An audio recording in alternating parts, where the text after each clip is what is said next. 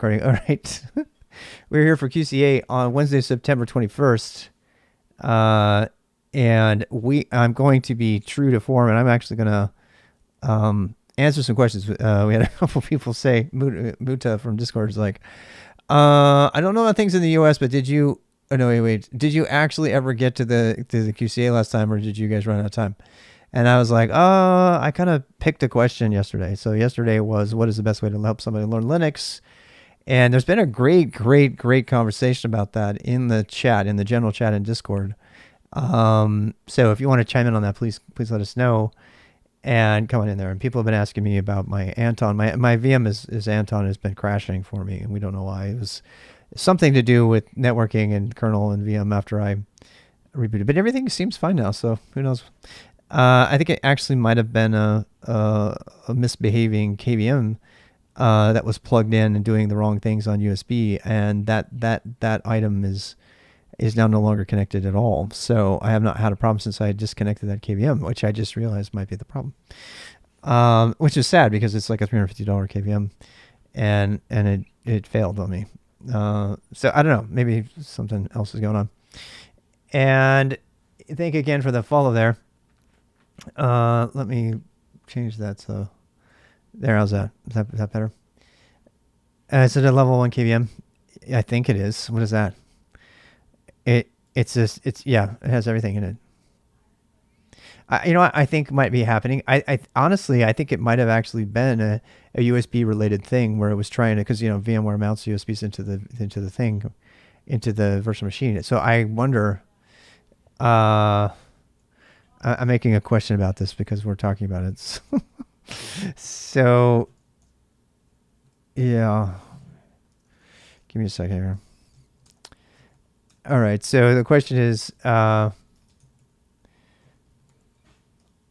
what was making Anton crash? And I don't know. Could have been a KVM. So I personally think it was probably the KVM. I think that's what it is. Because it stopped happening ever since I unplugged it. And I don't know why that would have broken down during all that time other than the reboots. Maybe it was enough power surge or something to mess with the KVM. I did mess with the circuits a little bit to check out the different circuits. And I just, cut power using the circuits. So maybe there was a surge a little bit. Which maybe would have been enough to push over. But these things are supposed to be able to handle that. So whatever. On to a better question. Wow. Great questions. These are very heartfelt questions. Just so you know, we've decided to keep the controversial and the sometimes negative topics to QCA. Lucky you, right? The kind of upbeat, happy breakfast talk from like AM radio is happens in Coffee Talk this morning, and Matt among others have been there with us. And Matt, do you want to say hi? Are you on? I don't know. I have to practice remembering that Matt's here, so we can say hi. He might have dropped off already, but Hey, folks.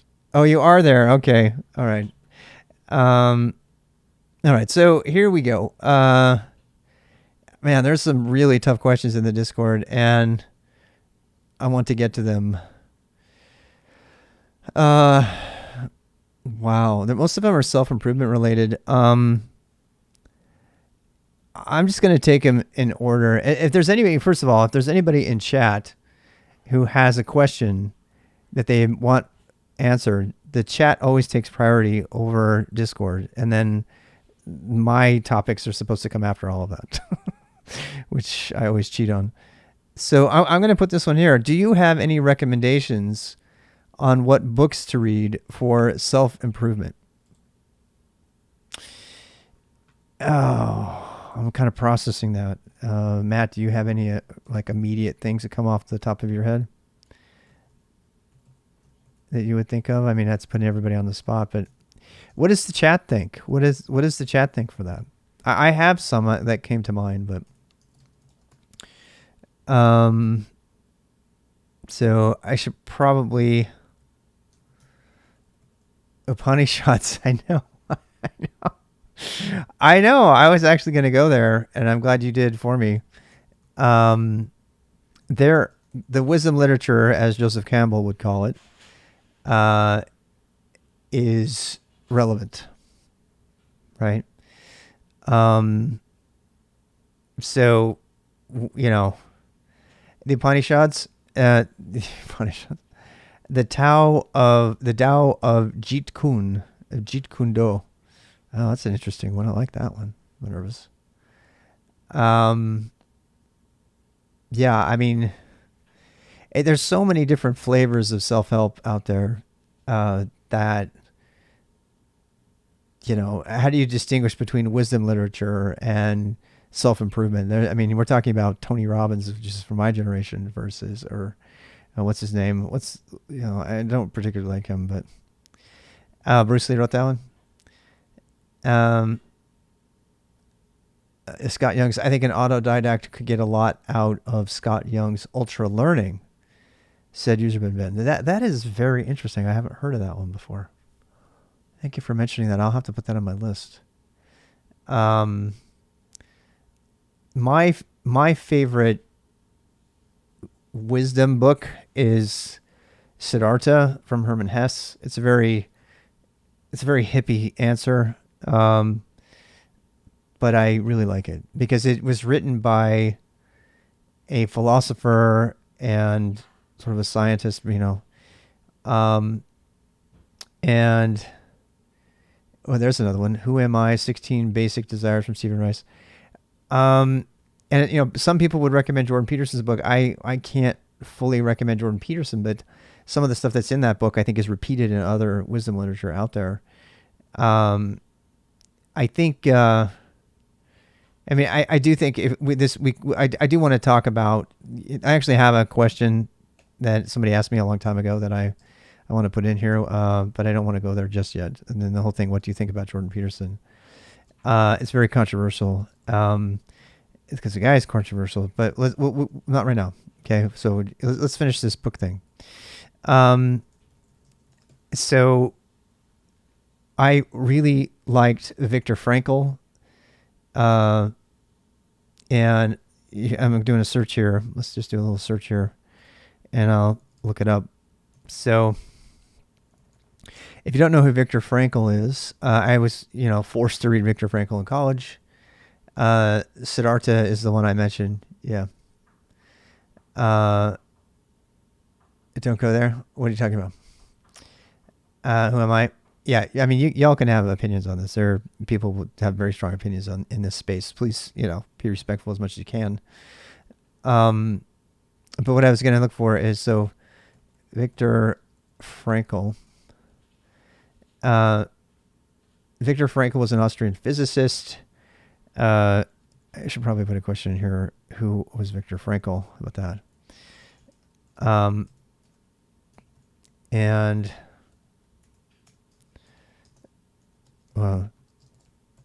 it's VIC. Let's see, VIKTOR space FRANKL. And can or needs to be discussed. Stephen Reese. Yeah. It's on Gutenberg.org. Is it the entire thing? Okay, so let's do one at a time. So we got a lot of them here. So the first one is Siddhartha, and I'll just summarize really quickly. So Siddhartha was written by Hermann Hesse, and I mean, you asked me, right? So, and everyone else is putting their stuff out there, but I'm going to tell you what I think. So the reason I really like it is because it was written by a scientist who actually traveled to India to try to figure out Eastern. He was kind of lost. He was looking for meaning. He was legitimately looking for meaning. Extremely intelligent guy, very analytical, very autodidactic. And he was just looking around, Joseph Campbell, Hero's Journey, is another one, which that just reminded me of. So, and by the way, the first exposure that Joseph Campbell ever had to wisdom literature outside of the Christian tradition was the Upanishads.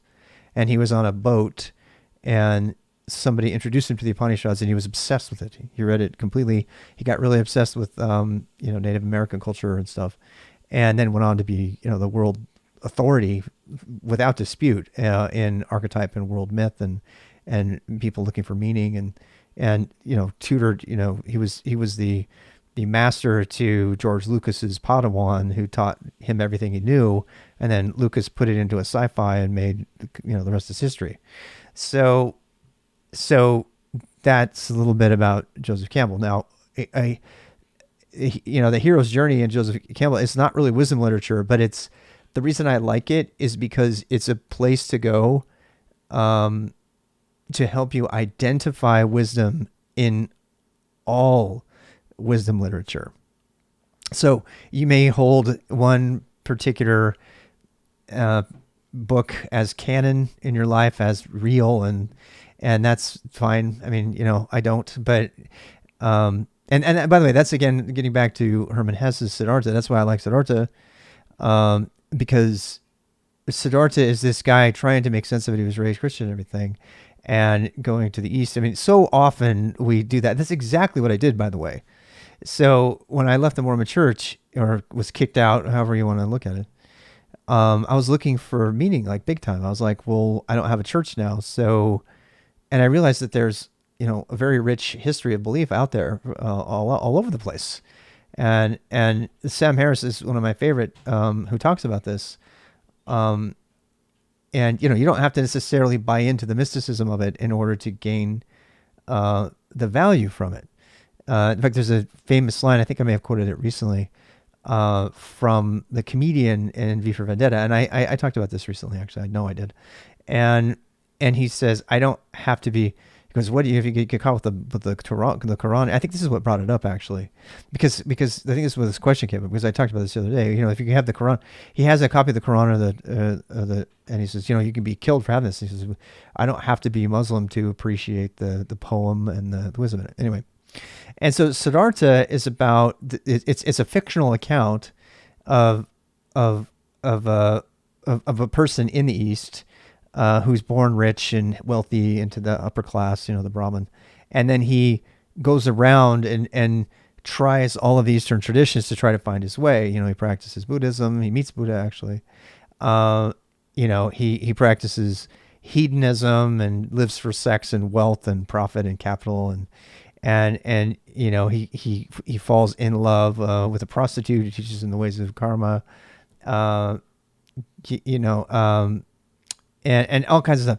And it's just really interesting. He has a family, and he struggles with that. And he goes through so many different ways to try to find meaning. And I'm not going to give away the ending, but I really, really like that, because it's like, it's got all the aspects of a hero's journey that Campbell outlines, but it is about the journey is through the wisdom of the age, or what people would suggest life is about, and all that, and that's the journey. I don't want to. Yeah, don't give it away. So yeah, and that means a lot to me. I really like it. I mean, I'm of course a huge Matrix fan too, right? Even though I do like Nietzsche, but not to the level that I'm not as nihilistic as many people would interpret them. So yeah, Viktor Frankl was one of the ones I went to that I really liked. I'm sorry, Hermann Hesse, and then the other book that probably influenced me the most outside of. You got to understand, I read all of the Bible many times. I read the Book of Mormon several times, which is the literature that I was raised on. And there are many, many lessons in the Book of Mormon, the Mormon, faith literature, the canon, that I find, positive. And I still think that you can find good, in the Book of Mormon and in the Bible and in the things that people write out there. But unfortunately, there's a lot of really, really bad stuff as well mixed in. Like, I don't know, smashing infants' heads against the rocks as commanded by your Lord and Savior.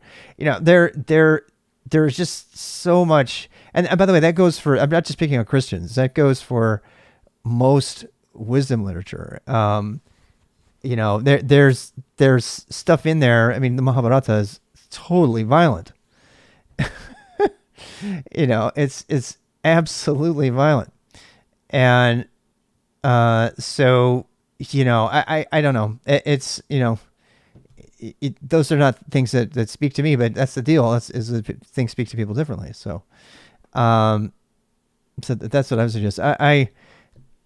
In more contemporary books, I would say I read, I didn't read the book, but I did really like the documentary about minimalism from the guys that are all about, have one shirt and one pair of pants, basically. I really like that. Um, there's another documentary from Shadyac, the guy who made Bruce Almighty and all of that, and then he had a bicycle accident. He was in a ventilator for a long time, almost died, had a huge awakening, and made a really amazing documentary about what life is about. And he goes around asking people a lot of stuff. So I find that to be a thing. But the other book, Viktor Frankl's, is an Unheard Cry for Meaning. What is it called? That's what I was looking for. He published more than 39 books. So Viktor Frankl, lecture on that's another question. Was an Austrian physicist who founded logotherapy, a school of psychotherapy that describes the search for life's meaning as essential human motivational force. So much of what Viktor Frankl has written, and I've read 2 of his books. I probably should go read some more, actually. Is just so real. And the reason that I love Viktor Frankl is the dude is the real deal. And I almost said, the F word in there. So just so you understand who he is, he was born in 1965. Oh no, that's a picture of him in 1965. Thank God. Okay. So, and he was Jewish. He lived through the Holocaust. And I'm trying to find it here. Here it goes. Frank published 39 books. He was a Holocaust survivor. The autobiographical Man's Search for Meaning, a best-selling book, is based on his experience in a Nazi concentration camp, and that's the one I read. And I'm going to get a little verklempt when I talk about it, because I don't think I've ever read a more powerful personal account. And you see the stuff that Viktor Frankl wrote. Believe it or not, V for Vendetta is a sacred text to me. I mean, I have the graphic novel that I don't look at as much, but the movie, because it gets into these things too, right? And so much of what's in V for Vendetta, about being broken and being, having the courage to survive and to fight back and to keep possession of your faculties and all that stuff is in Man's Search for Meaning. I mean, there are several accounts in Man's Search for Meaning where they would do everything. So the premise of it basically is that he describes how he survived the Holocaust without going crazy, and how so many of the guards, and this is why so many of them needed to just be put down, the guards, the guards, it became a sport for them to break people. And there's so much interesting psychology related to that. There's actually a line in V for Vendetta where the doctor who is there doing stuff, I'm kind of spoiling it a little bit, but one of the doctors who's there is probably the nicest of the bad people. She says she's describing, and they're portraying it as she's describing it. She's describing what they had to do to the people to do the tests on them and stuff, and that they became weak. And there's a line, there's a line from the movie where she says they began to disgust me.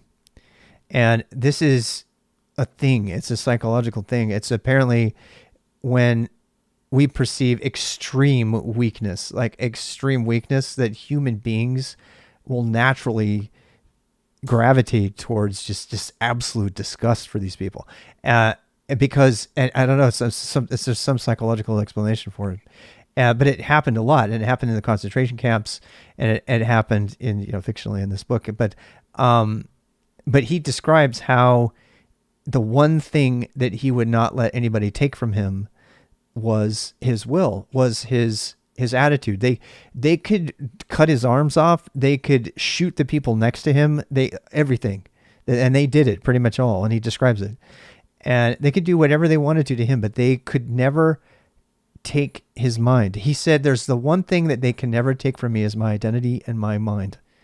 And he set about to commit to that while he was in the concentration camp, and that's what kept him alive during the whole thing. He was like, in some way, Viktor Frankl, as I remember, this was a long time ago, but he came to be able to protect, I think what Freud would call the id, or the ego. I don't remember which one, but he was able to protect it by saying, they have no power over me. They can make me have intense pain. They can do all these other things. He didn't necessarily practice meditation or anything. He had just had a firm commitment to not letting them break his spirit. And that actually kept him, you shall never take my mind. Yeah. And so anytime that he felt pain or suffering, that all of that pain and suffering, he used it to add fire and passion to his commitment to never let them take his will. And he survived. And the book is entirely about how he did it. It's like, I mean, this is one of the reasons that I like Viktor Frankl so much, is because Viktor Frankl was thrown into one of the worst of, humanity's possible situations. I just watched The Watchmen last night, which is, it's really rough to watch it, right? It's just all about the darkest of humanity. And you take that kind of, humans are animals and we're beasts and everything. And you put a Viktor Frankl in there, and he's like, you know what? I'm going to make it. I'm going to make it through this. And he did. And so he didn't ask to be the hero. In fact, in many ways, I think Viktor Frankl fulfills the hero's journey thing that Campbell talks about just with his life, because he didn't ask to be the hero of meaning. He never asked to be that. That's why I like him so much. He wasn't even a troubled German who, former Catholic like Hermann Hesse. He was thrown into a horrible situation, survived it, and then came out the other end and talked about it for the rest of us. And trying to sell you a book. He's not trying to, sell you a $5,000 entry fee to some kind of like thing. I mean, he does sell his books and stuff, but that's why I like him. He's the real deal. Paulo Freire is another one. I mean, there's no meaning in there. That's all about, pedagogy, the press and stuff. And the guy was like a horrible chauvinist and a bunch of other bad things, but it's the same sort of thing. The guy was the real deal. He grew up in poverty. He saw firsthand all this stuff happening. And these are the kind of people that it's just like in technology. You want the people that actually have the jobs to write the books. You don't want the people to pontificating and theorizing about how to survive the Holocaust, right? You want the firsthand account of somebody who did survive the Holocaust, and you want to understand everything that they thought and did. And I kind of consider life every day. I mean, I don't mean to minimize the Holocaust, obviously, but life is suffering, man. I mean, life is not fun. And I mean, I'm enjoying my life right now. My wife is ecstatic right now because she's creating every day. She's spending all of her life dedicated to creativity. By the way, personal creativity is the antidote to sadness and depression. I am convinced. And physical exercise, in my opinion. So if you do something creative, like if you play a little bit of music, or if other ones like getting out of yourself and doing service for others and that kind of thing. But yeah, my wife is literally making art every day, and she's helping other people make art every day. And she comes home and she's, gives me huge hugs every day because she's just completely overwhelmed with joy every day because she's participating in the act of creation. Now, if you can look at your job that way as a creative endeavor, I think it will actually bring more joy to your job. But not everybody can, obviously. I mean, so you have to find some other way to get through it. And good. There's a good chance that, that stint working at Burger King, is not tantamount to the Holocaust. So, you can probably apply some of these these techniques in Frankel's book to get you through that. Oh wow, look at that! There's a 10-month sub. Thank you, Hypno Slimy Toad. I mean, yeah, I mean, we have a number of comments here. Let me go back and read some of them that I might have missed. Let's see here. Yeah, we could probably talk about rice a little bit. Okay, so another recommendation here: self-improvement. James Burke's Connection series is required viewing. And there's a link to it in YouTube. Nice. I'm gonna go look at that. Let's see. Behave from Robert Sapolsky about the disgust for the weak. Oh, really? You found something about that? That's super interesting. I am so glad you're here because I'm going to go look up all these books. I'm fascinated by cults and just general human psychology, even though I would never get a major in it because you can't get a job. I actually helped somebody get a tech job who was a major in psychology. And stuff. Many work in tech industry that are on the side, stream music and creativity on Twitch. Yeah, absolutely. Absolutely. There's lots of them, including, I don't know if you do, but you got your beer in the freezer. Well, beer will make you happy for a while. So yeah, so those are the things off the top of my what is this channel all about? We are actually in the middle of recording a YouTube video called Questions, Conversations, and Advice, which we will end at 10:30. So if you have any questions, conversations, advice, you can go ahead and ask here, whether it's tech related or human related. Well, these are some questions that I'm reading from our Discord. And Muda asked that one, and I feel like we spent a considerable amount of time on that question. I think it's important though that people do look at that. So so I am going to address and I don't know how much more time this will take. We do have 35 minutes left. And code-based APIs for testing. No. Which headphones I'm using? The Altec Lansing. Yeah. They're studio headphones. I have tons of different kind, but I have like several. I'm actually going to donate a ton of them to Goodwill here. I've got a box of them outside because I had them all from school and everything.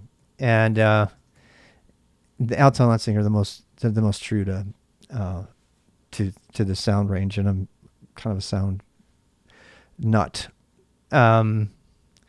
So I answered that one for you. So I'm going to answer another question that kind of somebody may want to ask and not dare. So what do you think about Jordon Peterson? And I'm going to try to keep it to 10 minutes. And I've been asked about this before, and I just want to say that my opinion of Jordon Peterson has changed since then. And I have watched about, I would say, probably 2.5 hours of Jordon Peterson interviews with Sam Harris, with a journalist, an Oxford fellow, writer, and John Stossel, who's very conservative, and I've watched all of them to listen to him speak, and I've watched the controversial video that sent him into the limelight.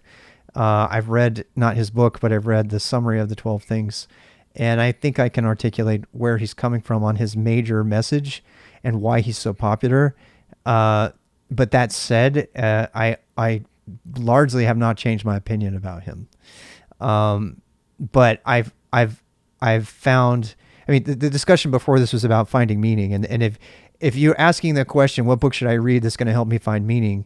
You're definitely going to have somebody recommend Jordon Peterson to you today. And I want to talk about that because I do think, and again, I've said this many, many times, you can agree with what a person says, but not the entirety of who they are. We talked about that last night as well with, Stallman and stuff. So, so let's just take the individual pieces at a time. Okay. So Jordon Peterson is directly addressing what I think is a huge gap. It's like a huge emptiness in the whole of humanity right now. And it's related to the question that Muda asked. Where do you go for wisdom? How do you stay motivated? There's another question here. How do you stay happy? How do you avoid depression? And I'm going to give you Jordon Peterson's postulate on this, which I am interpreting in my way. But he says it's because people, and I'm using his words, okay, particularly men, that's what he says, are being sold a bill of goods, and they don't know how to behave, and so they're looking for meaning because they've been told that lots of things that are turning them down. Some of the stuff I don't even want to repeat because I totally disagree with it. Which is kind of interesting because if you know my wife at all, my wife is kind of like the anti-Jordon Peterson, in all the best ways, by the way. But the thing that I think that's made him so big, so fast, which has gone straight to his head. And yeah, I mean, he's the guy. I mean, I am too, but the guy is like totally full of himself, to the point where he's allowed himself to engage in very, very, very public, dramatic, personal fighting with people on Twitter. And he's not wrong about the level of over the top wrongness of some of the people that are attacking him. Some of them are just as bad. In fact, sometimes worse. There's the one who was like, there was a group that he was having a presentation in a church, for God's sake, and the demonstrators out there broke the window and cut themselves on it, and they were banging on the windows the whole time. And I mean, look, it's one thing to disagree with somebody and to get violent and to be mad because you think that what they're preaching is going to cause you pain and suffering. It's another thing to resort to violence. And as far as I know, Peterson has not resorted to violence yet.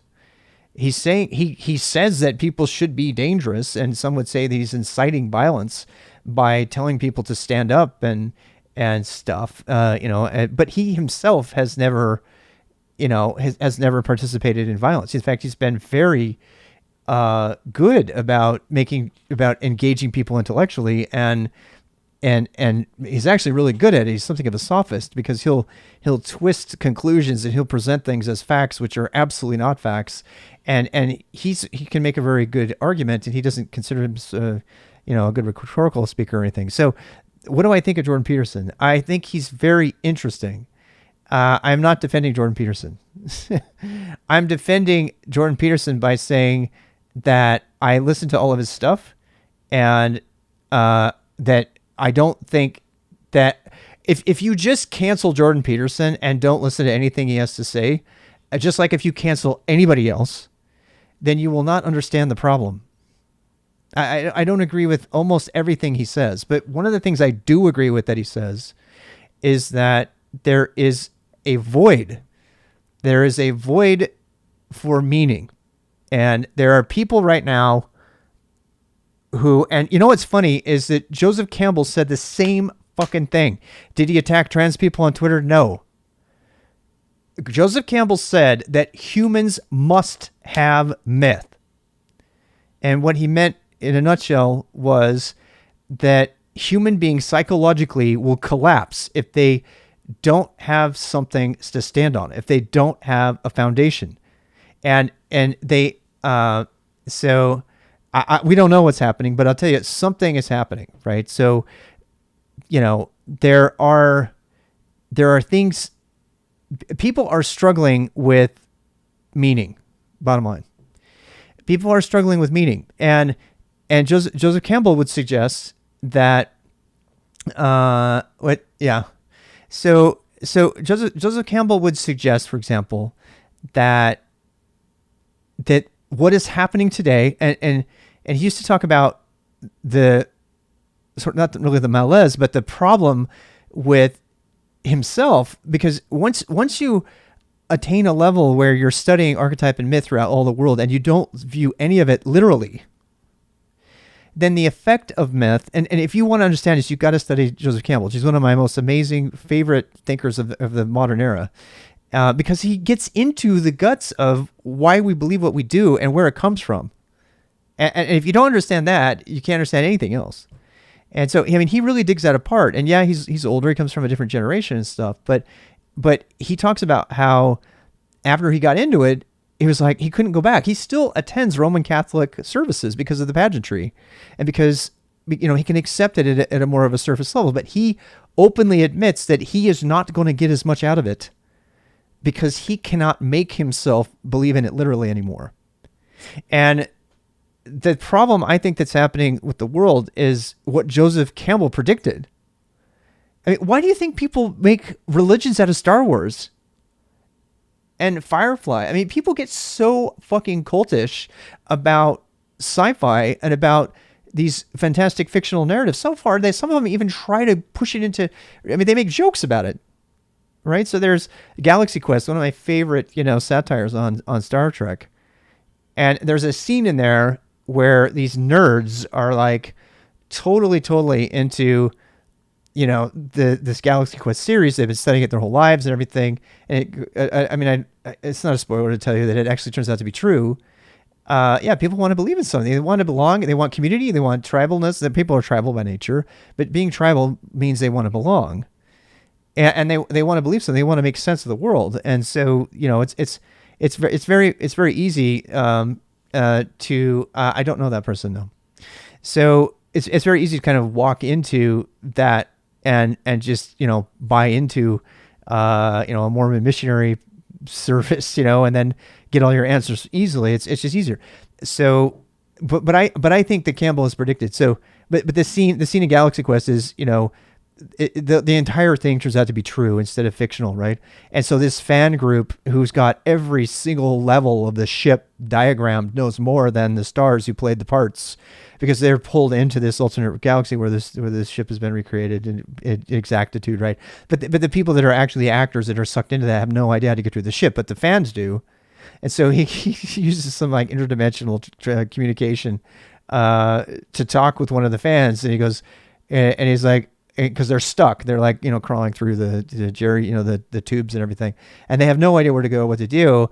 And because they're just the actors, they've never really studied it, but these fans obsess over it because it was true to them.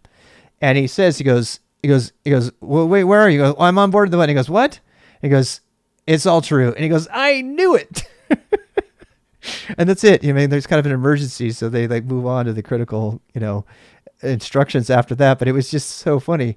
And then his mom comes in the middle of the thing while he's trying to literally save the universe, you know, and he kind of Skypes with all of these other people to kind of save these people that are, you know, all the fans come together to help them in real life. They turn out to be the heroes, which is very palatable to anybody who's ever been a science fiction person. And his mom, the kid's mom, comes in and says, you need to take the trash out now. And he goes, Mom. And he's like, I've got it, but it's really important, Mom. You know, he's like literally taking the trash out and running, because he gets interrupted, and, you know, these people are like about to die. He has to go back and he has to talk to them and save. It's just really great. If you haven't seen Galaxy Quest, I really suggest you look at it. But it, you know, it's kind of a funny moment where it, you know, the reason it's valid is because we want to believe in something. And Campbell said, we have to believe in something. He says, if you don't have it, you will find something to replace it with. You always will. Not to belong to something. Yeah, I do. I think we're human creatures. We want to, but it's that also, we also want to believe in something, right? So we do. And Campbell suggested, because he was asked point blank by, what's that journalist? He's, Bill Moyers. You guys know about Bill Moyers? He's amazing, right? So Bill Moyers is one of the most amazing journalists of all time. And he interviews Joseph Campbell point blank, and he asks him, he says, so what are we to do if we don't have traditional myth, if we don't, you know, believe in the cataclysm or the Upanishads literally, or whatever? And he said, the closest that we have, and he was actually married to a dancer, is art. And art is the closest thing. And by art, he meant all art, you know, fine art, music, and movies. Movies and fiction are art. And so our society has, I think that with the advent of the internet and the decline of religiosity, I mean, there's still pieces of religiosity clinging to life, and we're seeing that, right? Because they're getting their guns out and they're going to go down, take, and I'm not here to criticize anybody's religious belief, but the amount of people who believe in an angry white guy in the sky who's going to give you, 12 virgins if you're good, or whatever version of it. And cancel culture can become religiosity. So that's the thing, it's tribalism, right? It's tribalism that gets so dogmatic, and you can see it, actually. You can see it. And the reason Peterson's video, hey, take care. The reasons that Peterson's original video, where he was having a dialogue sort of with some people representing trans people and some trans people, went so viral is because he, for the most part, I mean, he's kind of a dick. He really is. And he's definitely an egomaniac. And I think he would be the first one to tell you that. But he also, and God, I mean, watching his Twitter video, I just cannot even deal. But he's having a conversation, and these other people are pouncing on him so hard that they're not letting him speak. They're not letting him do anything. And they're so incessant that if you don't use their pronouns, that means you disrespect them. And they're not even willing to consider the possibility that the use of a pronoun is not associated with the respect for a person. And that's really his thing. And by the way, his argument that got him in all this trouble was not against using whatever pronouns you want. That was not it. The thing he disagreed with the government forcing people in common private speech to use pronouns as dictated by any specific individual, by law. That was the law. And when I looked into the law and I was reading about it, I was like, oh my God, that law is the one that got him in trouble. And I agree with it. I agree with him on this point, that law should never have been mandated. Oh, I'm going to get the comment from my wife here. Hi. I've made food. What? I've made food. You made food. Okay, we're about done here. I'm going to go eat food with my wonderful wife and we'll continue this conversation. But so, the thing that got Jordon Peterson in hot water is that specifically trans people who I have Good great... night. Go ahead. Oh, I'm not leaving right away yet. Did you want to say something, Matt? Did you have something to say? If not, it's okay. We can keep going. Go ahead. I thought you were getting off. Yeah, I am going to get off really quick. I just wanted to finish out this point. So Jordon Peterson was, I agree that we should never force speech of any kind. And I do know that there are certain forms of hate speech that are not protected. And I actually disagree, and that makes me something of a libertarian, I guess. I'm not, but I don't think we should be ever legislating what can be said and done in the public. And I mean, that's all I'm trying to say there. And forcing a private individual at the pain of criminal prosecution or civil prosecution to use the pronoun that you tell them to use, to me, is a violation of free speech at the most fundamental level. And am I going to use your pronouns? Hell yeah. Is it confusing? Yes. Do I wish we had reinvented the language a little bit better instead of just picking up on this, Shakespearean use of they? Absolutely. I am, a linguist and I care about these things. Does it mean that I'm attacking you and your beliefs and that I'm minimizing all the suffering you've been through as somebody who's been marginalized? Fuck no. That's not what it means. And I just, this is the thing that it's, you can't even have this conversation because the sides that are involved with it are so up in arms that you can't even talk about the stuff involved because you immediately jump to the conclusion that they agree with electroshock therapy for you or something like that. And Peterson, the dick that he is, he's never once said that. So, he said some other shit that is like totally off the rails, but he's never once suggested that. And and if we're going to have a dialogue, we have to stick with what we're talking about. But it's too bad though, because all the other things he believes do color and his personal attacks against trans people. We don't know which came first, the chicken and the egg situation, right? Was it his negative experiences with the trans community that ended up pushing him over the edge and militarizing his personal position against people of trans, because he had so many negative experiences with people over his originally more benign position on language usage, and then he had so many personal attacks on his body and stuff that he maybe got military. I don't know. Maybe he's just an asshole and he's always been an asshole. I think there's a big piece of that as well. But the reason Jordon Peterson is even a thing right now is because he keeps telling everybody, you know what? It's okay to say you should have responsibility.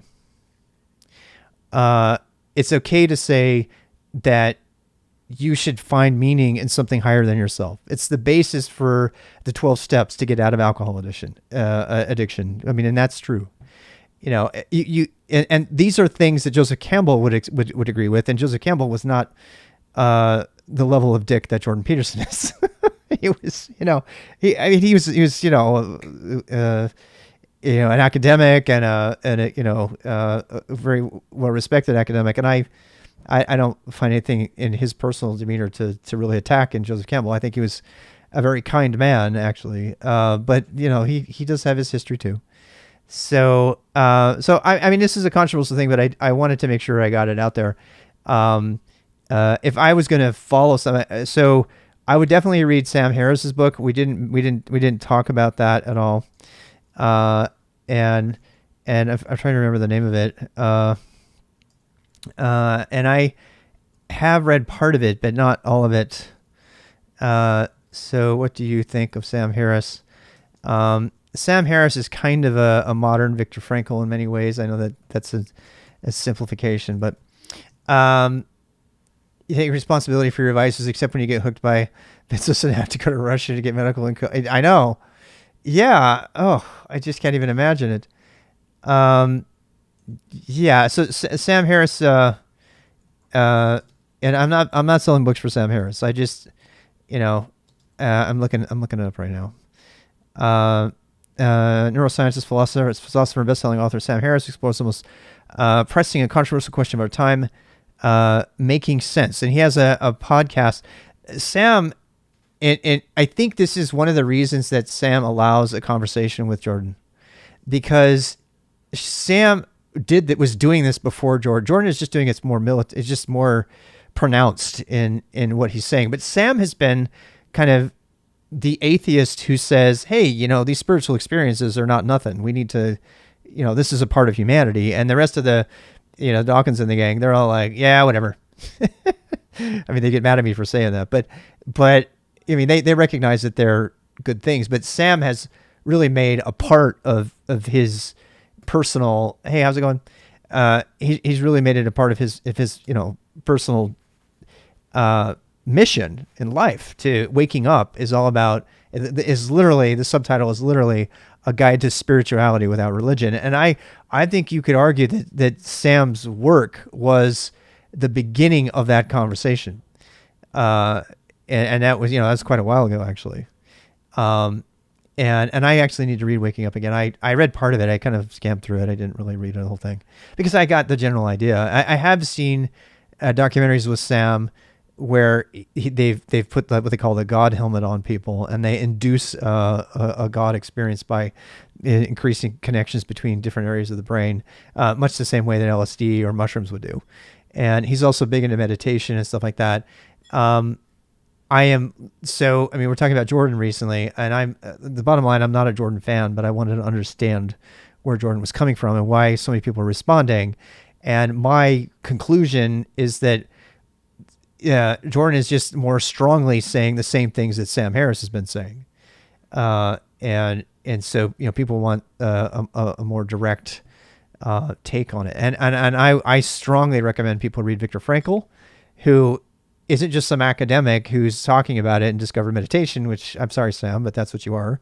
But Frankl went through the fucking Holocaust and wrote about it and said, here's how you survive the shit of life. And so I'm going to leave on that note.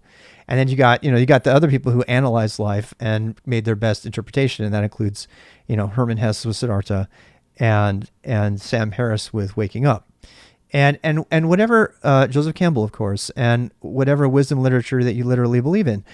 You might, if you actually do literally believe in some form of religion, I strongly encourage you to study A Hero's Journey and to read Joseph Campbell.